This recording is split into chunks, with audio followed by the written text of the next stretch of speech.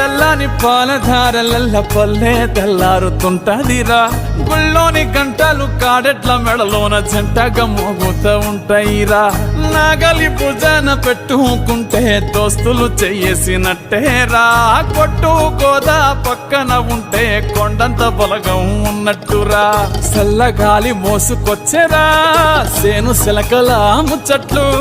దారి పొడుగు చెట్ల కొమ్మలా రాలుతున్న పూల సప్పట్లు గట్టి మోపులు కాల్వ కట్టులు చెమట సుక్కల్లో తడిసిన ఈ మట్టి గంధాల ఊరు